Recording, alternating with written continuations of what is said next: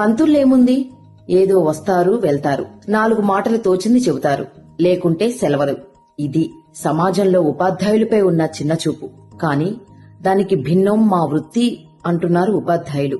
ఇంట్లో 2 పిల్లల్ని ఒక్క 4-5 గంటలు భరించలేని తల్లిదండ్రులు పిల్లల్ని స్కూల్స్ కు పంపితే ఉదయస్తమానం 10 గంటలు ప్రతి పిల్లవాడిలో మా పిల్లల్ని చూసుకుంటూ వారి సమగ్రాభివృద్ధికి కృషి చేస్తూ మా మెదళ్లను పీల్చి పిప్పి చేసినా వాళ్ల మెదళ్లను బాగుచేసి మేధావులను, డాక్టర్లను, యాక్టర్లను, ఇంజనీరింగ్లను, పోలీసులను, కలెక్టర్లను, లాయర్లను, టీచర్లను, నాయకులను, అధికారులను, ఆఖరికి సమాజానికి కీడు చేయని ఒక మంచి మనిషిలా నిలిచేలా తరాలు తరాలు తయారు చేసే నిత్య విద్యార్థులం మేము.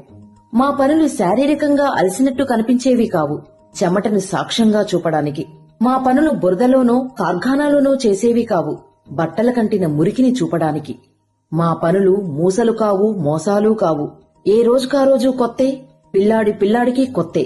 ఏ రోజుకారోజు సమస్యలు కొత్తే. మా వనరులు పిల్లలు మాత్రమే. మా పని చదువొక్కటే కాదు, జీవితాలు తీర్చిదిద్దటం కూడా. ఏ రోజుకు ఆ రోజో, నెలకో, ఏడాదికో ఫలితాన్ని చూపే కూలీలమో, రైతులమో, అధికారులమో కాదు సుమా.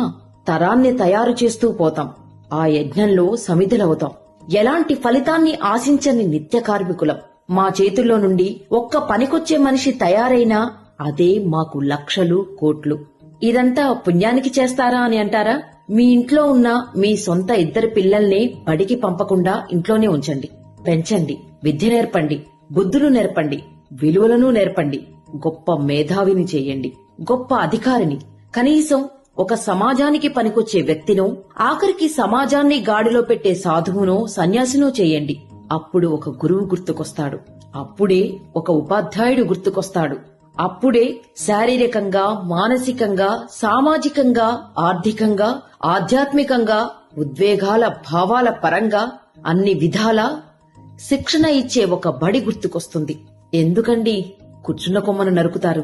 అనంత సాగరమైన విద్యను, విజ్ఞానాన్ని మధించి అక్షర సేద్యంలో నిరంతరం మానసికంగా అలసిపోయి అర్ధాంతరంగా తనువు చాలిస్తూ 10 మందికి బయటకు కనిపించే సాక్ష్యాలు చూపలేని నిస్సహాయులం.